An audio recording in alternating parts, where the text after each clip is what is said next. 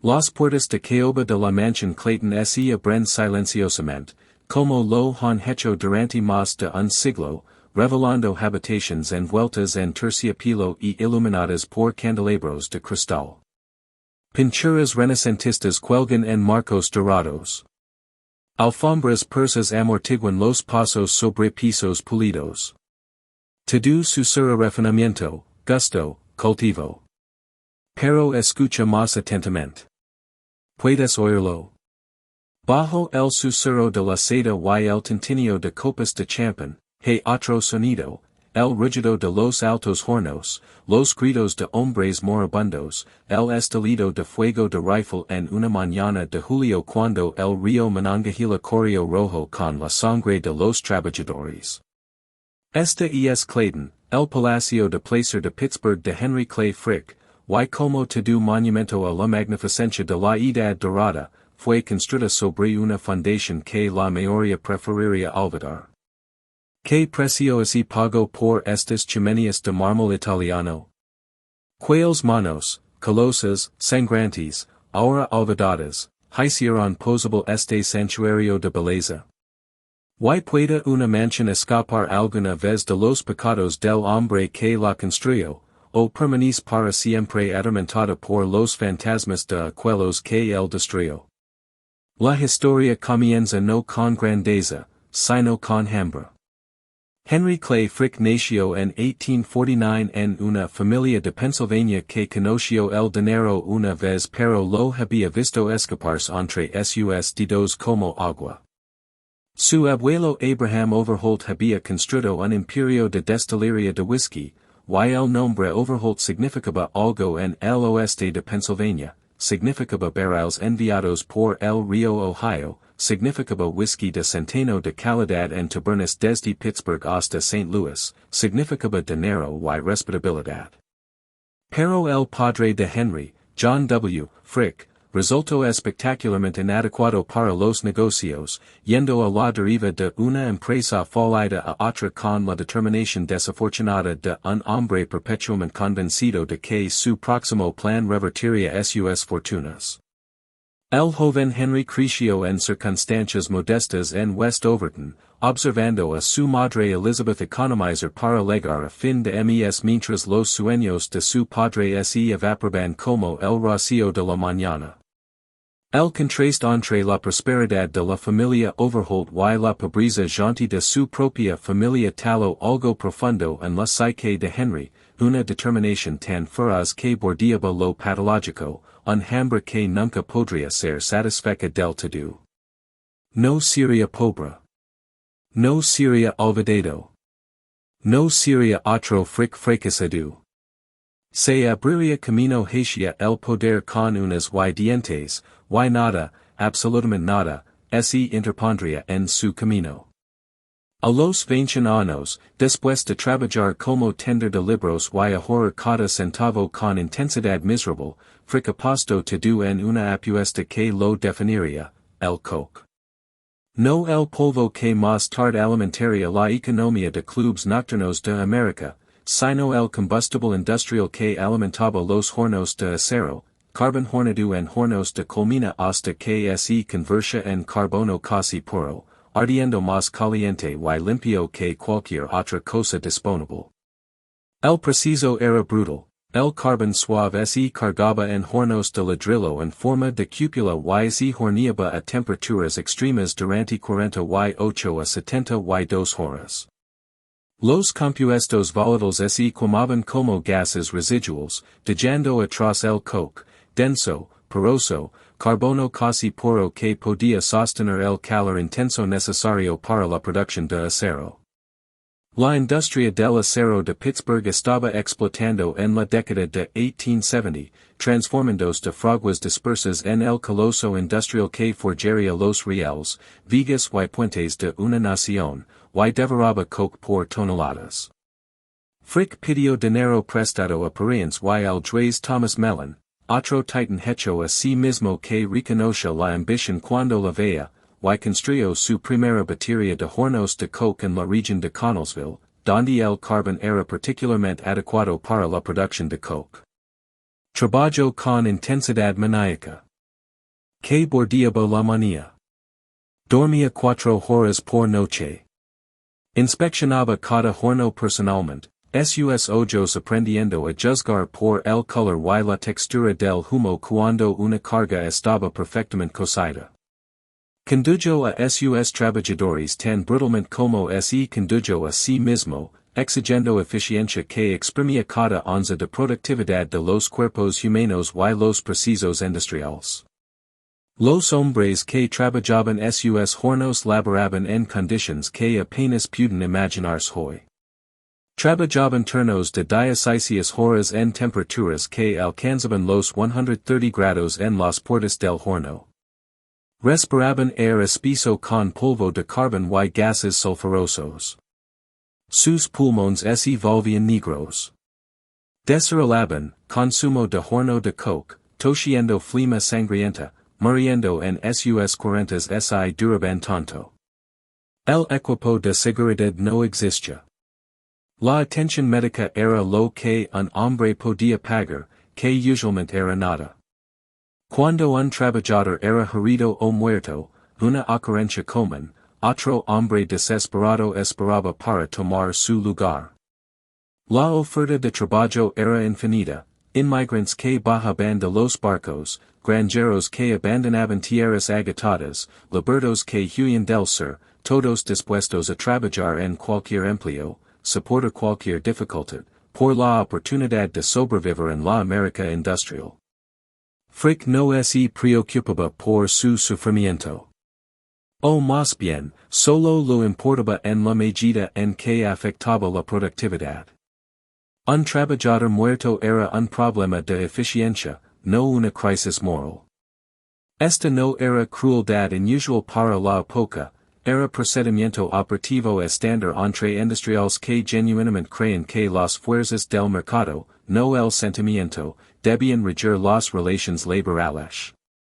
El darwinismo social era la moda intelectual reinante, enseñando que la competencia naturalmente separaba a los aptos de los no aptos, que la pobreza indicaba inferioridad moral o genética, que la interferencia con los mecanismos del mercado era tanto inútil como peligrosa. En esta cosmovisión, el éxito de Frick probaba su superioridad. El sufrimiento de los trabajadores probaba la suya. Y funcionó, al menos según las métricas que Frick valoraba. Para los 30, en 1879, era milenario, exactamente como había jurado cuando aún era adolescente. Controlaba miles de hornos de coke y suministraba a la mayoría de las acerías de Pittsburgh. Ese Milán había sido extraído de hombres cuyos nombres nunca conoceremos, cuyas tumbas no están marcadas, cuyos hijos crecieron sin padres.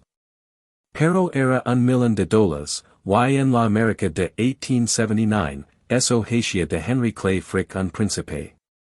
En 1881, Henry Clay Frick se casó con Adelaide Howard Childs, la hija de Asa P. Childs, un próspero fabricante de herrajes para bodas y zapatos de Pittsburgh. Adelaide era todo lo que Frick no era, culta, refinada, educada en las artes y la literatura, socialmente elegante donde él era rígido y torpe.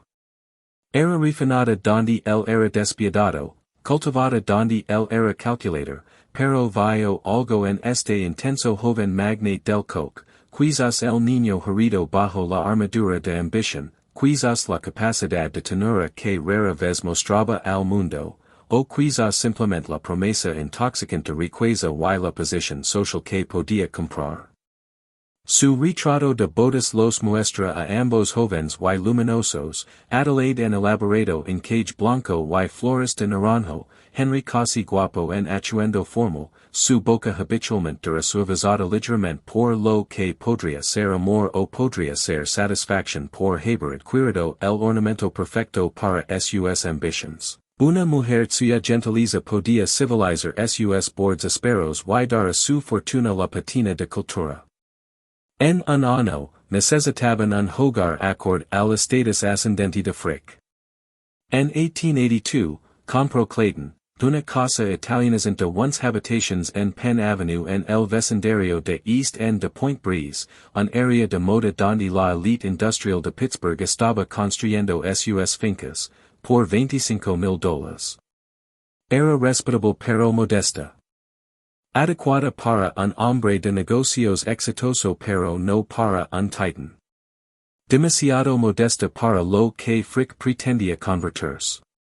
Inmediatamente comenzó planes para transformarla en algo que anunciaría su llegada entre las primeras familias de Pittsburgh. Pero primero, los negocios. En 1882, Andrew Carnegie, ya el rey indiscutido del acero, un hombre que había ascendido de la pobreza de inmigrantes escoceses al dominio industrial, ofreció a Frick una sociedad. Carnegie había estado observando las operaciones de Frick con admiración y quizás envidia. Aquí había un hombre incluso más despiadado que el propio Carnegie, un hombre sin la necesidad de Carnegie de ser querido o sus pretensiones de ideales democráticos.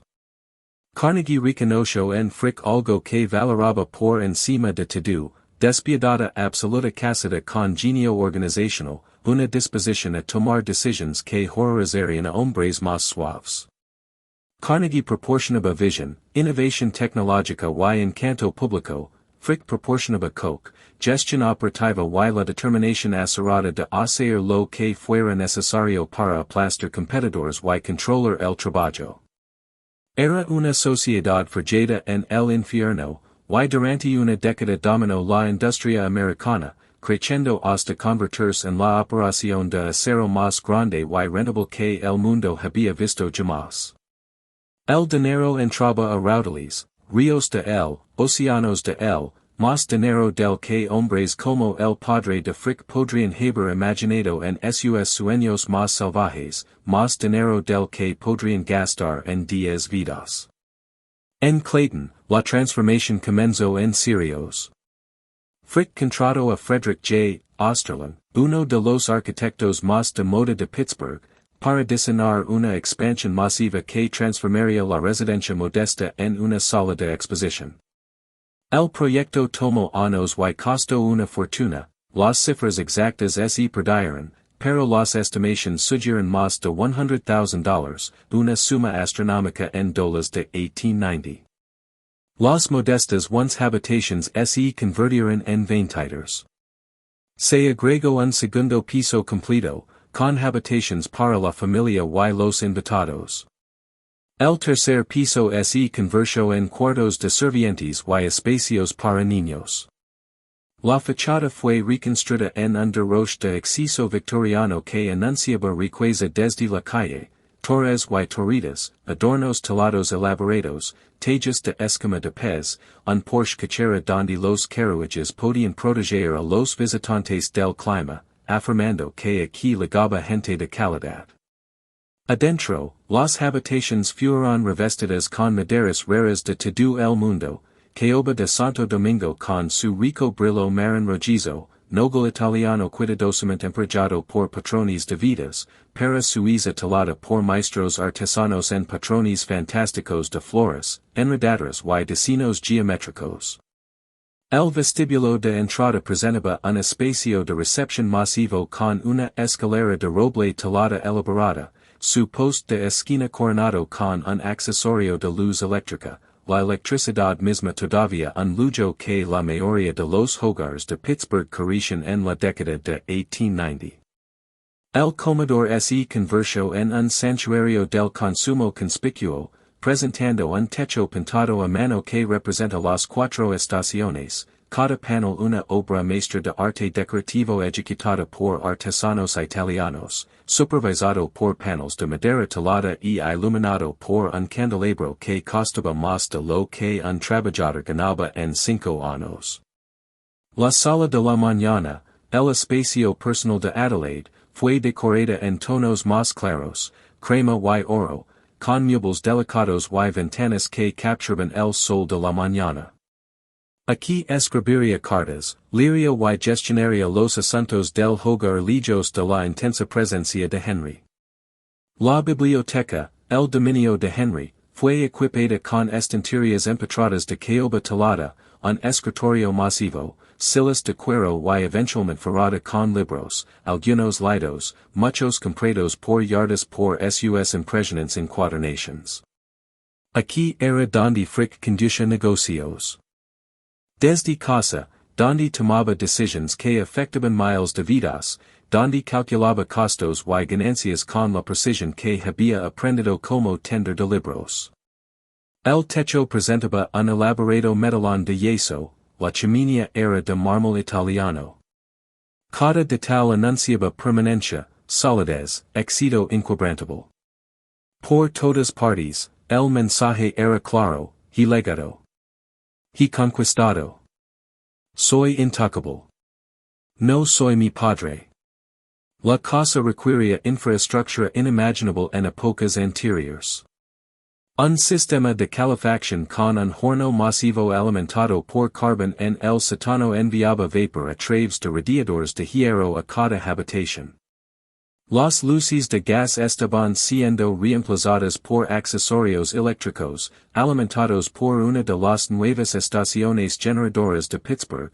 Frick siempre fue un adoptante temprano de tecnología que mejoraba la comodidad o proyectaba modernidad.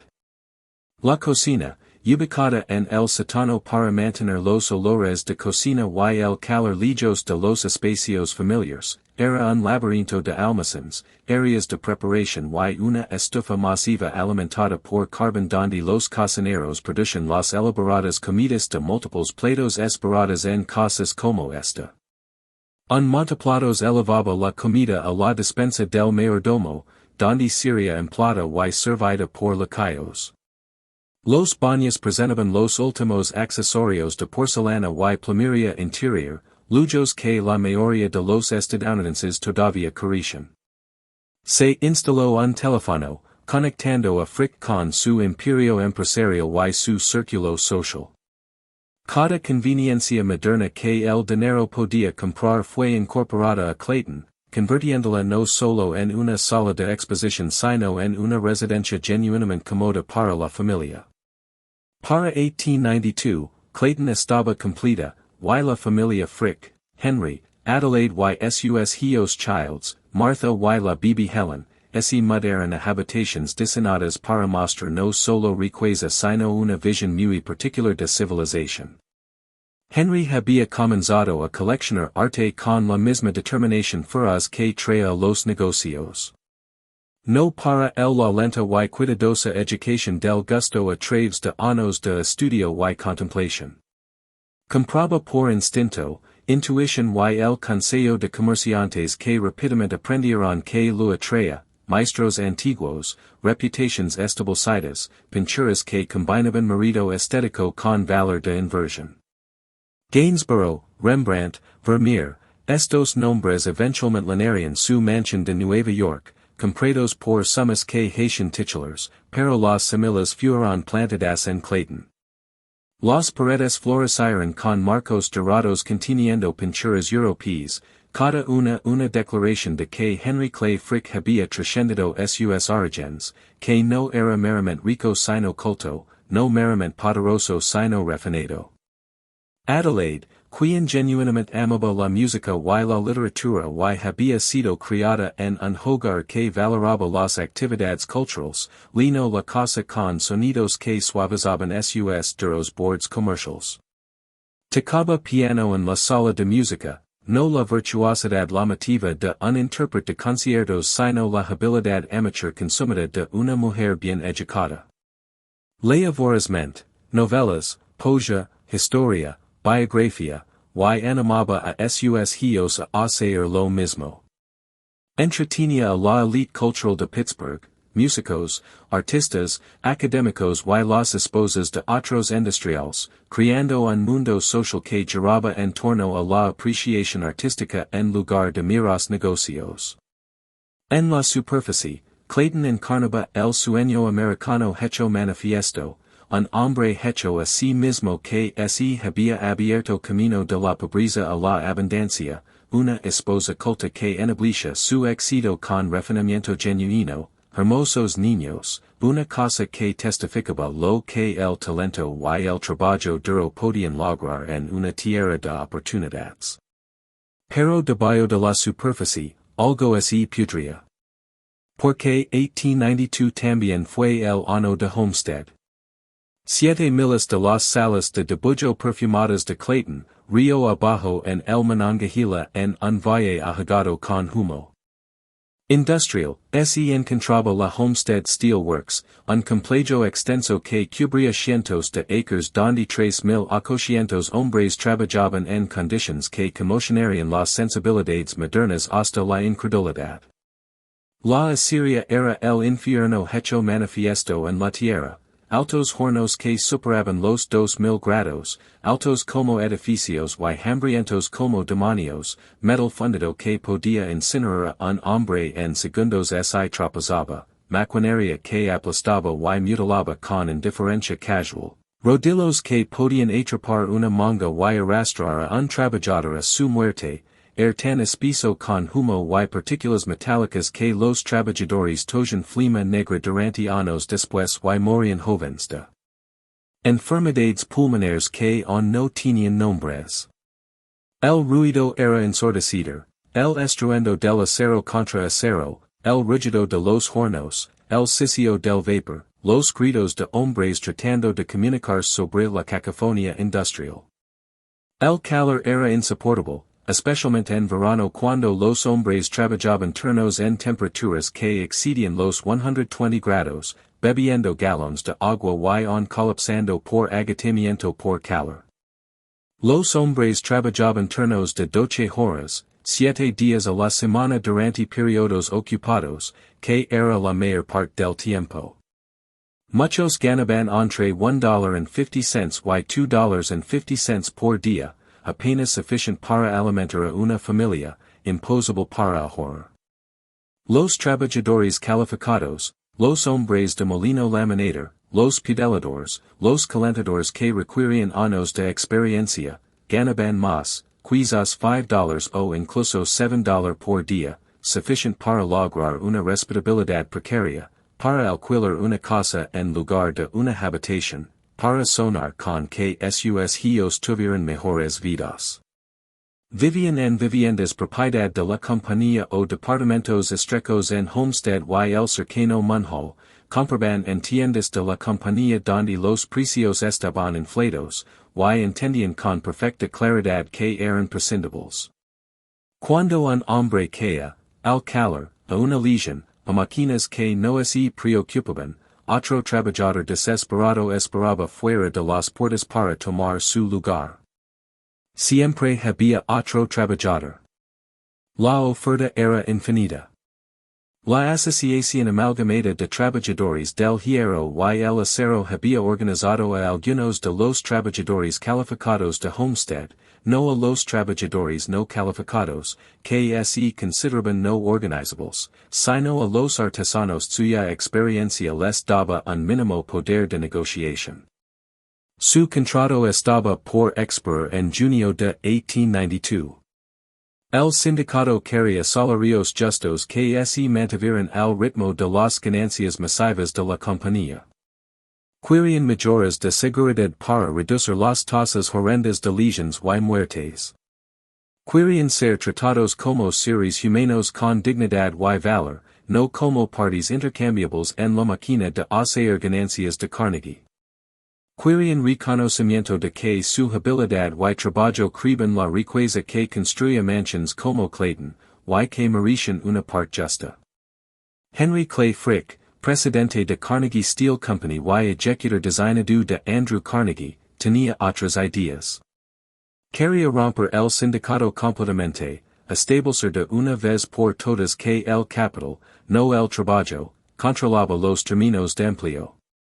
Quería reducir salarios en un 18 to 26% dependiendo de la posición. Quería eliminar el poder del sindicato de negociar, reducir a los trabajadores calificados a la misma posición sin poder que las masas no calificadas. Vea al sindicato no como un representante legítimo de los intereses de los trabajadores sino como una interferencia ilegítima con el derecho absoluto de la gerencia de dirigir su negocio como mejor lo pareciera. Y Carnegie, quien públicamente afirmaba apoyar los derechos de los trabajadores y había escrito ensayos sobre la dignidad del trabajo y las obligaciones de la riqueza. Carnegie dio a Frick carta blanca para manejar la situación, a su manera, luego convenientemente se fue de vacaciones a Escocia, posicionándose para escapar de la culpa por lo que sucediera después. Era el mismo patrón que Carnegie seguía repetidamente, proclamar principios progresistas mientras empoderaba a hombres como Frick para violarlos, luego expresar conmoción por los resultados desafortunados que había autorizado tácitamente. Lo que sucedió después fue una masacre, una batalla, un punto de inflexión en la historia laboral estadounidense que resonaría por generaciones. Frick anunció recortes salariales en mayo. El sindicato se negó. Las negociaciones fueron teatro, Frick no tenía intención de comprometerse. El 29 de junio, Frick cerró a los trabajadores fuera de la planta por completo, negándoles la entrada. Luego comenzó a transformar las obras de Homestead en una fortaleza. Erigió una cerca alrededor de todo el perímetro de 3 millas de la planta, 12 pies de altura, hecha de madera y alambre de púas, coronada con reflectores y puntuada con agujeros para rifles para que los guardias dispararan. Los trabajadores, con humor amargo, lo llamaron Fort Frick. Era un acto de guerra contra sus propios empleados, y lo entendieron como tal. Luego, en absoluto secreto, Frick contrató a 300 agents Pinkerton, esencialmente un ejército privado de rompehuelgas, matones y hombres desesperados dispuestos a hacer violencia por paga. La Agencia Nacional de Detectives Pinkerton había hecho su reputación rompiendo huelgas y aplastando sindicatos en toda América, y sus agents eran temidos y odiados por la gente trabajadora. El plan era simple. Flotar 2 barquezas de Pinkertons por el río Monongahela bajo la cobertura de la oscuridad, desembarcarlos en la planta, asegurar las instalaciones y reabrir con rompehuelgas mientras los Pinkertons mantenían a los hombres del sindicato a raya con fuerza. A las 4 de la mañana del 6 de julio de 1892, las 2 barquezas que transportaban 300 Pinkertons armados flotaban por el río Oscuro hacia Homestead. Pero los trabajadores estaban esperando. Alguna, la identidad nunca se descubrió, aunque Frick sospechaba del liderazgo sindical, les había avisado. Cuando las barquezas se acercaron al desembarco de la planta, miles de trabajadores del acero y sus familias alinearon la orilla del río. Hombres, mujeres y niños se pararon en la oscuridad previa al amanecer, observando las formas oscuras acercarse. Lo que sucedió después depende de qué lado cuenta la historia, pero el resultado es indiscutible, un tiroteo estalo que duraría 14 horas y dejaría 10 hombres muertos. ¿Quién disparó primero? Los Pinkertons afirmaron que los trabajadores les dispararon mientras intentaban desembarcar. Los trabajadores afirmaron que los Pinkertons dispararon contra la multitud sin provocación. Probablemente ambos lados dispararon casi simultáneamente, el miedo y la tensión explotando en violencia al primer movimiento. Lo que es cierto es que el infierno estalló en el Monongahela. Los trabajadores dispararon rifles y pistolas desde la orilla. Los Pinkertons devolvieron el fuego desde las barquezas con rifles de repetición Winchester. Las balas se estrellaron contra la madera, rebotaron en el metal, atravesaron la carne. Los hombres gritaron. La sangre se acumuló en las barquezas y la orilla del río. Alguien versió aceite en el río y intentó prender fuego, esperando quemar las barquezas. Los trabajadores cargaron un antiguo canon de la guerra civil con picos de ferrocarril y lo dispararon contra los barqueses, esperando hacer agujeros debajo de la línea de flotación. Arrojaron dinamita, aunque la mayor parte no logró explotar. Construyeron barricadas de vigas de acero y montones de escoria y lucharon como soldados defendiendo sus hogares, que, en cierto sentido, lo eran. La batalla se prolongó durante la mañana y hasta la tarde.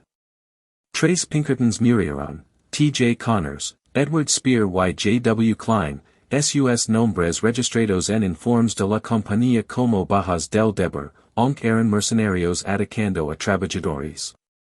7 trabajadores murieron, Joseph Sotak, Henry Striegel, George Rutter, John E. Morris, Peter Fairs, Silas Wayne y un muchacho de 18 años llamado Nicolas que había venido a América cenando con oportunidades y recibió un disparo en la cabeza en una orilla del río de Pennsylvania.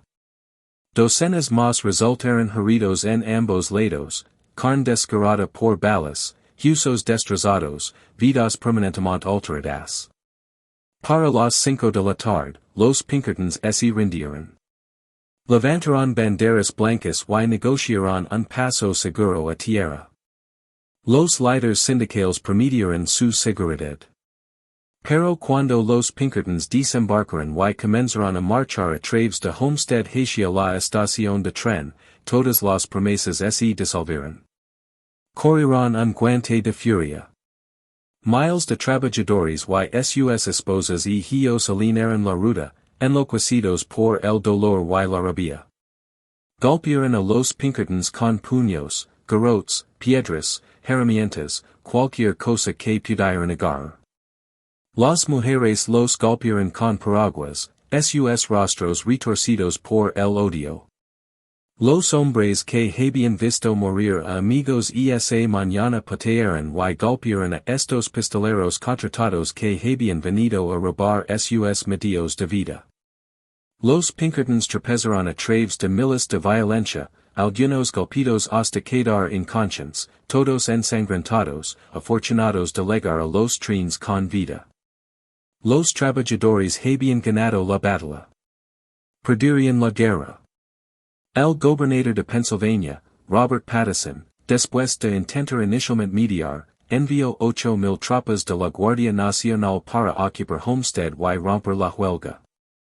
Los soldados llegaron con equipo militar completo, rifles, artillería, trenes de suministros, y ocuparon el pueblo como una ciudad conquistada. La ley marcial fue efectivamente declarada. El sindicato no podía luchar contra el Estado. Frick, quien había permanecido en su oficina de Pittsburgh durante toda la batalla, rechazó todas las negociaciones, todos los compromisos, todas las apelaciones a la razón o la misericordia. Su posición era absoluta, rendirse incondicionalmente o morir de hambre. En semanas, hambrientos y desesperados, algunos trabajadores comenzaron a aceptar los términos de Frick y regresar al trabajo. En meses, el sindicato fue destruido, sus líderes incluidos en listas negras en toda la industria, sus miembros dispersos o rotos. Los salarios fueron recortados aún más severamente de lo que Frick había propuesto inicialmente. Las horas de trabajo aumentaron. Las condiciones empeoraron. Los estándares de seguridad, ya abismales, declinaron aún más porque no había nadie para exigir mejor. El mensaje era claro y había sido enviado no solo a Homestead sino a cada trabajador en América: resist, y te aplastaremos. Tus familias sufrirán. Serás barato. Tu propia existencia es condicional a tu obediencia. Las asirias de Pittsburgh permanecerían sin sindicatos durante los próximos 40 años, un resultado directo de lo que sucedió en Homestead en el verano de 1892. Generaciones enteras de trabajadores del acero laborarían sin la protección de la negociación colectiva, sin la capacidad de negociar mejores salarios o conditions más seguras, debido a lo que Henry Clay Frick hizo ese julio. Y Frick, orquestador de todo, se convirtió en el hombre más odiado de América, su nombre sinónimo de brutalidad capitalista, su rostro caricaturizado en periódicos como un demonio sonriente parado sobre pilas de cadáveres de trabajadores. Su han odiado. Suficientemente odiado para matar. El 23 de julio de 1892, apenas 17 días después de la batalla de Homestead, un joven anarquista ruso judío llamado Alexander Berkman entró en la oficina de Frick en Pittsburgh en el segundo piso del edificio Chronicle Telegraph. Berkman tenía 21 años, un revolucionario idealista que creía que matar tiranos desencadenaría la revolución que liberaría a la clase trabajadora. Veía a Frick como el objetivo perfecto, la personificación de todo lo malo del capitalismo, un hombre cuya muerte sería tanto justicia como inspiración. Berkman sacó un revólver y disparó a Frick 3 veces a quemarropa, las balas golpeándolo en el cuello y la espalda. Frick, increíblemente, no murió. Se derrumbó pero permaneció consciente. Cuando Berkman intentó disparar de nuevo, el revólver se atascó. Sacó una lima afilada y apuñaló a Frick en la pierna repetidamente. Los trabajadores de la oficina entraron corriendo y forcejeron con Berkman hasta el suelo mientras mordía y luchaba y intentaba alcanzar un tapón de dinamita en su boca que había planeado detonar si era capturado. Y Frick, este es el de tal que se convirtió en leyenda. Frick rechazó anestesia mientras los doctores sacaban 3 balas de su cuello y espalda en su escritorio. Temía que la anestesia embataría su mente o parecería débil. Mordió un pano y soportó la agonía consciente. Luego, todavía sangrando, trabajó un día completo en su escritorio, terminando contratos y firmando papeles. Solo entonces se permitió ser llevado a casa a Clayton, donde Adelaide había esperado aterrorizada después de escuchar las noticias. Se recuperó en semanas. El intento de asesinato, que debería haber hecho de Frick un villano en cualquier mundo cuerdo, en cambio lo transformó en un héroe a los ojos de las clases propietarias de América y gran parte del público. Aquí había un hombre que literalmente recibió balas y se negó a ceder, que puso el deber por encima de la seguridad, que encarnaba courage y principio. La simpatia fluyó desde todo el país y alrededor del mundo. La huelga, que había tenido apoyo público y respaldo de periódicos, se volvió decisivamente contra los trabajadores. Ahora estaban asociados con violencia anarquista, con intento de asesinato, con radicalismo peligroso. Berkman fue a prisión por 14 años, emergiendo roto. Los trabajadores, que no habían tenido nada que ver con el ataque de Berkman, sin embargo levaron la culpa. La reputación de Frick, paradójicamente, mejoró. Ahora era no solo un líder empresarial sino un héroe que había sobrevivido a las balas de un asesino. La ironía era completa. En Clayton, la vida continuaba en aislamiento dorado. Adelaide entendió lo que su esposo había hecho. Yeshia despierta por la noche en su cama con dosel de caoba pensando en las viudas y huérfanos que las decisiones de su esposo habían creado, las 7 familias en Homestead que nunca volverían a ver a sus hombres. Oh ella, como tantos de su clase y era, aceptaba que el mundo era duro y jerárquico, que algunas personas nacen para gobernar y otras para servir, que el genio y la determinación de su esposo naturalmente lo autorizaban a la riqueza mientras la pobreza de los trabajadores reflejaba su propia inadecuación. Creía, como enseñaba la opinión respetable, que los sindicatos eran conspiraciones socialistas peligrosas que amenazaban la prosperidad estadounidense. No podemos saberlo. Sus cartas son cuidadosamente correctas, evitando la controversia política. Lo que si sabemos es que la tragedia entró en Clayton a través de otras puertas, visitando sufrimiento sobre los propios fric de maneras que el dinero no podía prevenir. En 1891, Martha de 6 años, una hermosa niña con rizos oscuros y inteligencia brillante, murió repentinamente de fiebre. La casa entró en profundo luto. Henry, quien amaba a sus hijos a su manera feroz y inarticulada, quizás lo único que amaba sin cálculo, fue devastado de una manera que sus rivales comerciales nunca lo habían tocado. Luego, en 1892, ese año terrible cuando Homestead ensangrentó su reputación y las balas de Berkman lo encontraron, en ese mismo año maldito, su hijo Bebe Henry Clay Frick Jr. murió con apenas semanas de vida, apenas habiendo respirado en este mundo.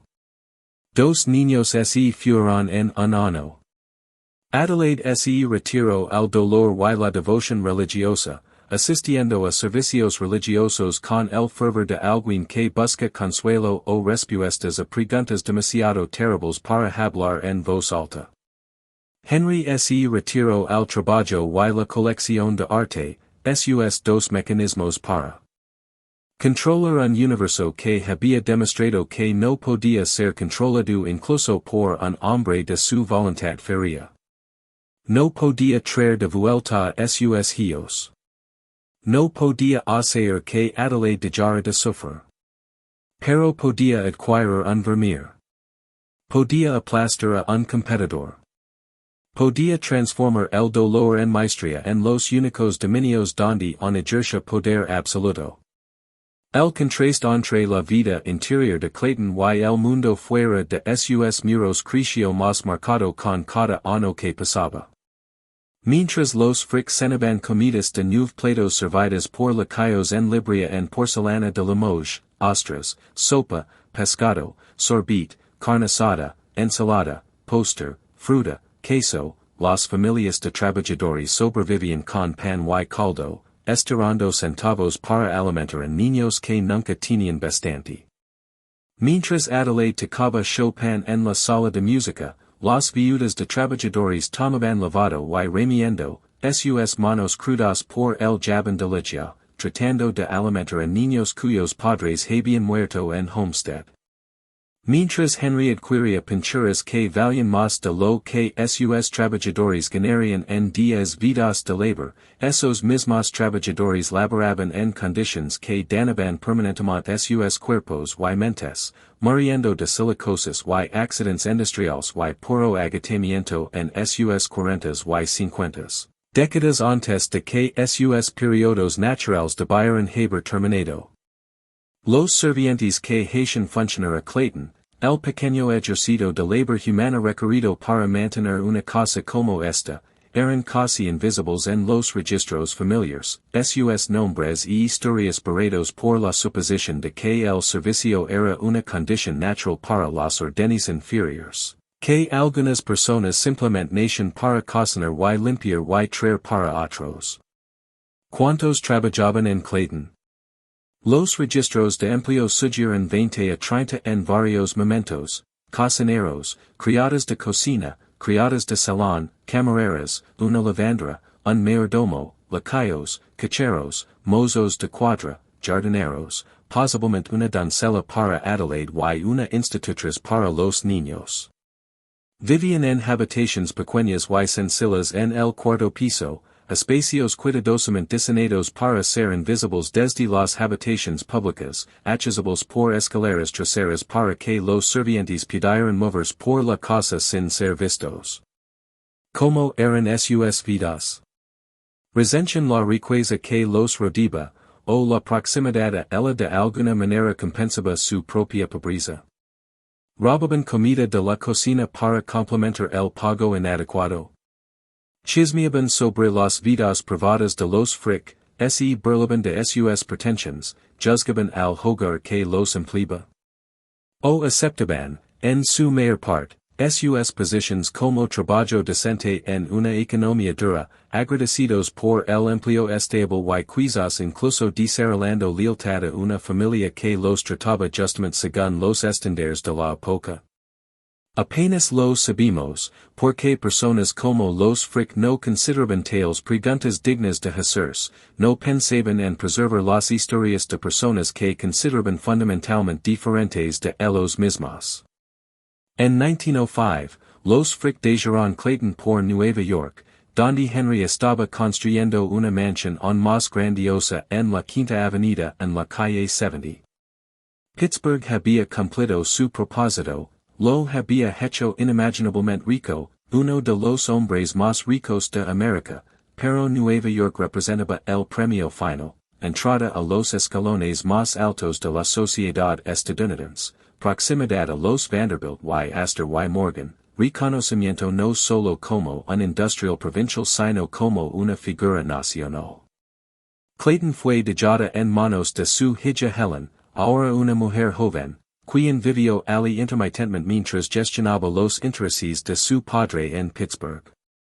Henry dedicó sus años restantes a coleccionar arte a una escala sin precedentes, acumulando una colección que rivalizaría con las de los aristócratas europeos.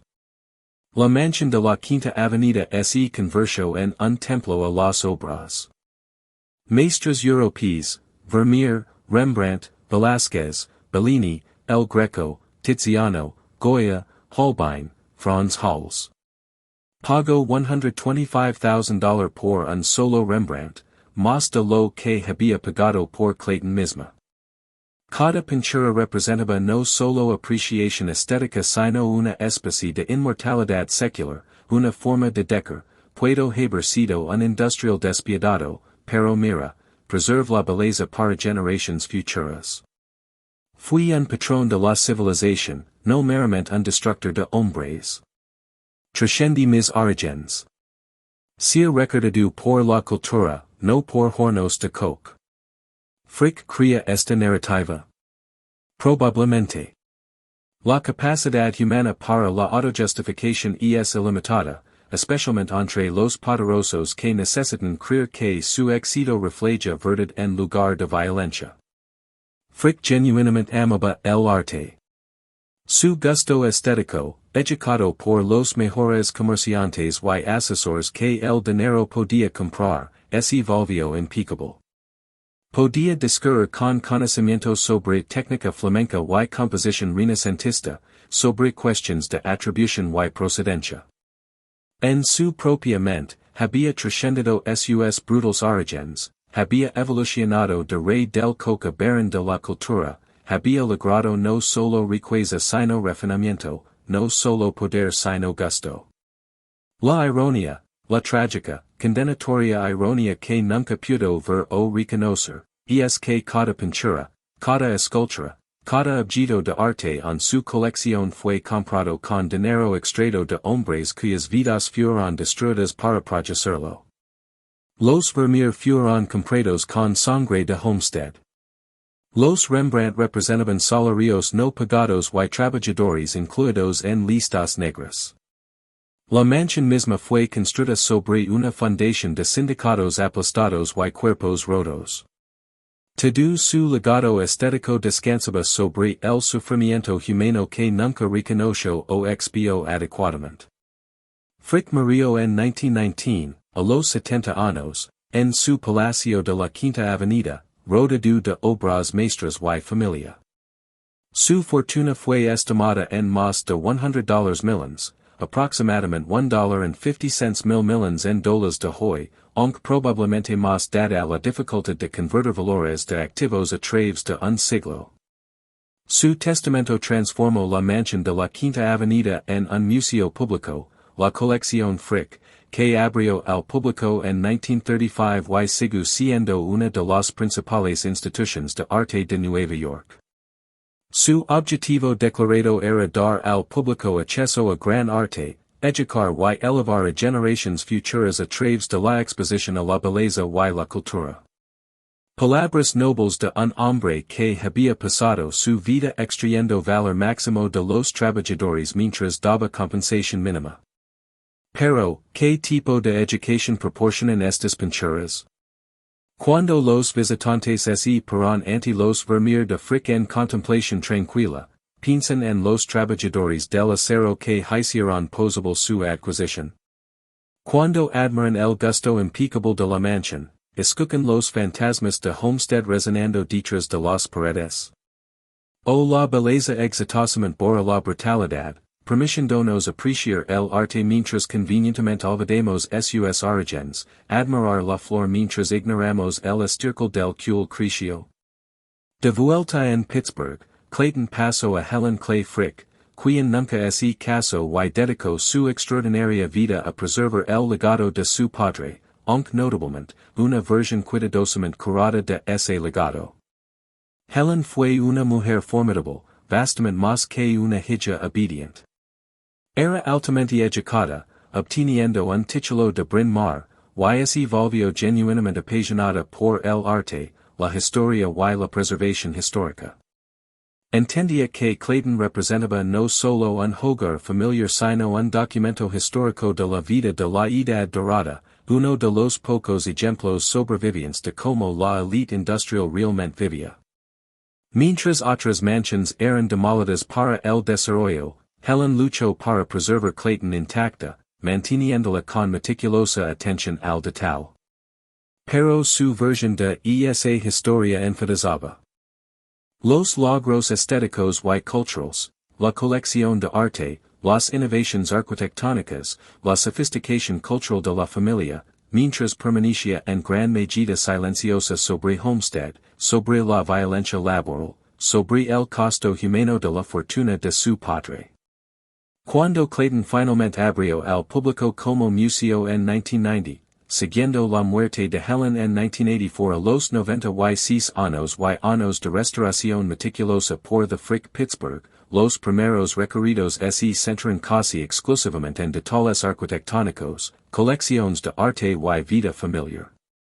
Homestead se mencionaba, acaso, como una disputa laboral desafortunada que había sido exagerada por anarquistas y agitadores radicales. Esta historia sanitizada no era única a Clayton. A través de América, las mansiones de la Edad Dorada estaban siendo transformadas en museos a lo largo del siglo XX, y la narrativa estándar enfatizaba visión, genio, audacia empresarial y contribución cultural mientras minimizaba o ignoraba explotación, violencia, injusticia y las realidades brutales del capitalismo industrial. Los barones ladrones estaban siendo sistemáticamente rebautizados como capitanes de industria. Los monopolistas despiadados se convirtieron en empresarios pioneros.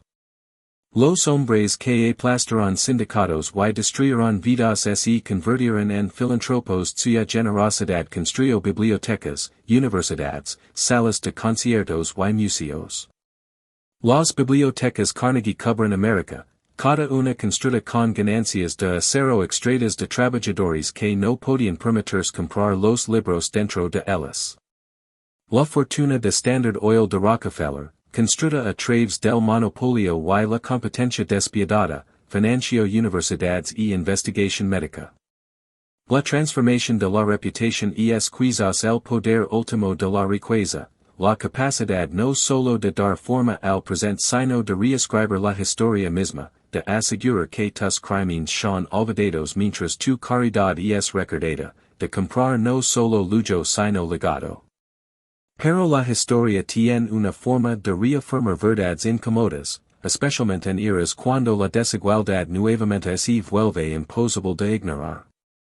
En décadas recientes, mientras América ha experimentado niveles de concentración de riqueza no vistos desde la Edad Dorada misma, instituciones como the Frick Pittsburgh han comenzado a lidiar más honestamente con el legado complejo y perturbador de sus fundadores. Los recorridos ahora mencionan Homestead explícitamente, no como una nota al pie desafortunada sino como un evento definitorio que revela verdades esenciales sobre cómo se construyó la fortuna de Frick. Los programas educativos discuten la desigualdad marcada de la Edad Dorada, los conflictos laborales brutales, los costos humanos de la industrialización. Los curadores han trabajado para recuperar las historias de los sirvientes de Clayton, las personas invisibles que cocinaban las comidas de fric y lavaban su ropa y criaban a sus hijos, cuyo trabajo hizo posible la vida de ocio y refinamiento cultural de los fric. Este cambio refleja un ajuste de cuentas cultural más amplio con los costos del periodo más brutal del capitalismo estadounidense, un reconocimiento creciente de que admirar la superficie dorada requiere reconocer la oscuridad debajo, que celebrar el progreso industrial demanda también llorar sus bajas. Camina por Clayton hoy es una experiencia desorientadora y inquietante que resiste la interpretación simple. La cosa está asombrosamente preservada, quizás el ejemplo más fino y auténtico de un hogar familiar de la Edad Dorada en América. A diferencia de cosas que han sido despejadas y reamubladas con países de época, Clayton contiene las posiciones reales de los fric, sus muebles reales, los objetos reales que tocarán y usarán y con los que vivirán.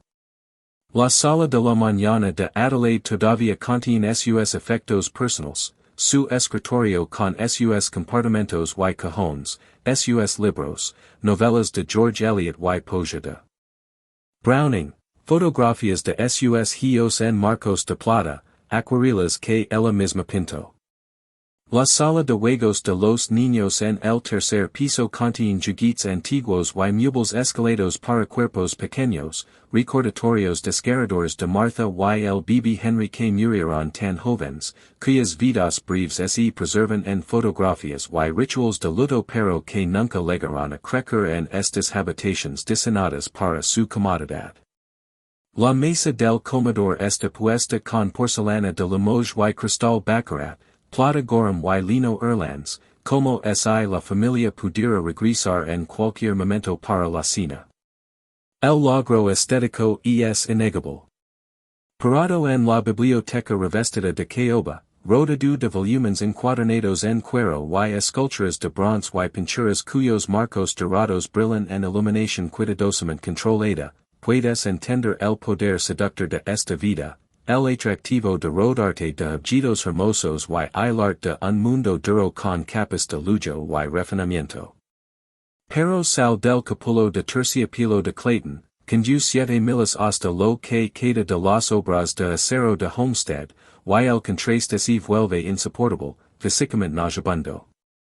Donde miles una vez trabajaron y 10 hombres murieron, solo así encuentra ahora un centro comercial, the waterfront, con Target y Best Buy y restaurantes que sirven comida casual, los altos hornos demolidos, los molinos derribados. Las historias de los trabajadores mayormente olvidadas por todos excepto unos pocos historiadores locales y los descendientes que todavía viven en el área. Un pequeño marcador histórico conmemora la batalla de 1892, ofreciendo un breve resumen sanitizado para cualquiera que se moleste en detenerse y leer. Pocos lo hacen. El río sigue su curso, indifferent, sus aguas hace mucho limpiadas de contaminación industrial, ahora reflejando cielo y nubes como si nunca hubiera sucedido nada terrible aquí. Los hombres que murieron allí, en ambos lados, porque los Pinkertons también eran de clase trabajadora, lo suficientemente desesperados como para tomar trabajos peligrosos rompiendo huelgas para hombres más ricos de lo que podían imaginar, son reducidos a estadísticas y nombres en listas. Sus vidas individuales y amores y perdidas barados por el tiempo y la amnesia colectiva. ¿Quién recuerda a Joseph Satak o Henry Striegel ahora? ¿Quién visita sus tumbas y honra su sacrificio o encina a los hijos de sus hijos sobre lo que sucedió esa mañana de julio? Entonces, ¿qué es Clayton, realmente? ¿Es un testamento a la visión y el gusto, o un monumento al dinero manchado de sangre? ¿Es un recurso histórico valioso que nos educa sobre nuestro pasado, o una mentira sanitizada que nos permite admirar la belleza mientras olvidemos la brutalidad que la compró. La respuesta, incomoda y irreductible como es ambas. Clayton es todas estas cosas simultáneamente, un artefacto material de belleza imposible que cristaliza la pregunta moral central del capitalismo, puede la riqueza construida sobre la explotación ser redimida por como se gasta. Pueden el arte y la cultura expiar la violencia y la injusticia. O los pecados de adquisición manchan para siempre incluso los objetos más hermosos, haciéndolos cómplices de los crímenes que los comparan. La sangre es lava del terciopelo, o se empapa permanentemente, invisible pero indelible. Estas no son preguntas filosóficas abstractas aptas solo para seminarios académicos. Siguen siendo urgentemente relevantes en nuestra propia era de desigualdad asombrosa, cuando los multimillonarios financian museos y bibliotecas y fundaciones mientras sus trabajadores califican para coupons de alimentos y asistencia pública. Cuando las corporaciones promocionan donaciones caritativas y iniciativas de sostenibilidad mientras luchan con unas y dientes contra salarios dignos y sindicatos, cuando la riqueza se presenta como evidencia de verdad en lugar de ser cuestionada como una posible consecuencia de explotación. La lógica que justificó las acciones de Frick, que el capitalismo sin restricciones produce prosperidad, que la riqueza naturalmente fluye hacia los talentosos y merecedores, que las demandas de los trabajadores deben ser aplastadas para preservar la libertad económica, que los sindicatos son obstáculos al progreso en lugar de protecciones para la dignidad, permanece perturbadoramente viva en la política y economía contemporáneas. Podemos tener regulaciones de OSHA y leyes de salario mínimo y prohibiciones contra ejercicios privados que desesperan a trabajadores, pero el desequilibrio de poder fundamental entre capital y trabajo, la suposición de que los derechos de los propietarios superen las necesidades de los trabajadores, la creencia de que la eficiencia y el beneficio justifican casi cualquier costo humano, estos permanecen incrustados en nuestro sistema económico y valores culturales.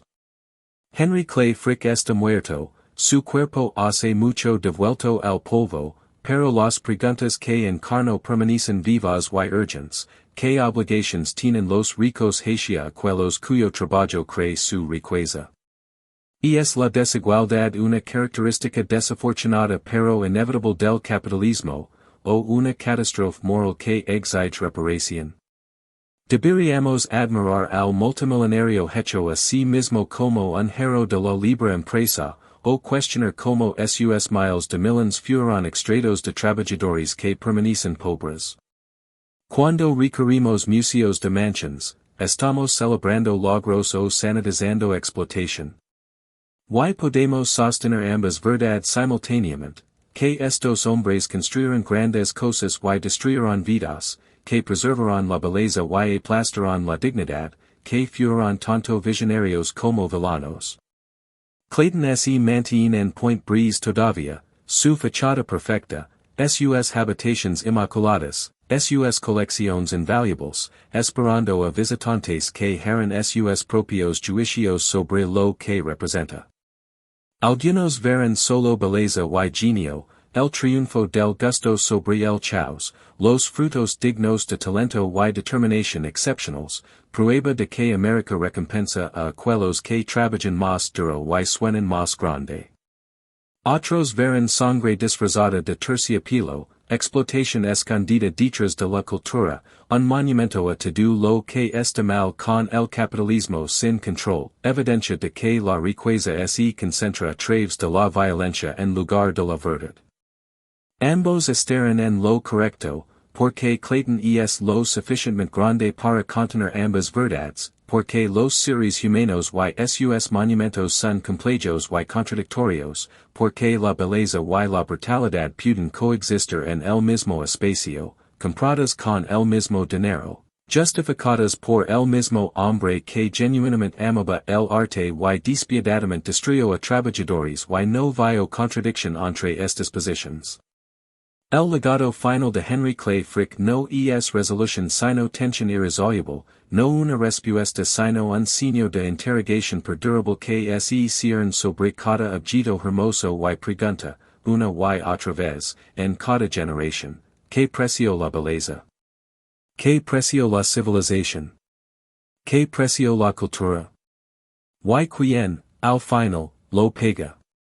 La mansión no puede responder. Solo puede plantear la pregunta con devastadora claridad material, aquí está la belleza. Aquí está el lujo. Aquí está el arte preservado para las edades. Y aquí, 7 miles de distancia, es donde los hombres murieron para que esto pudiera existir. Decide por ti mismo qué significa eso.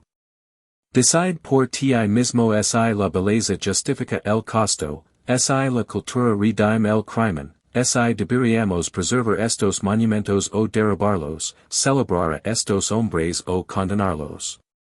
Clayton no resuelve este dilema. Lo encarna. Y eso, quizás, es la educación más valiosa que pueda proporcionar, no inspiración, sino verdad incomoda.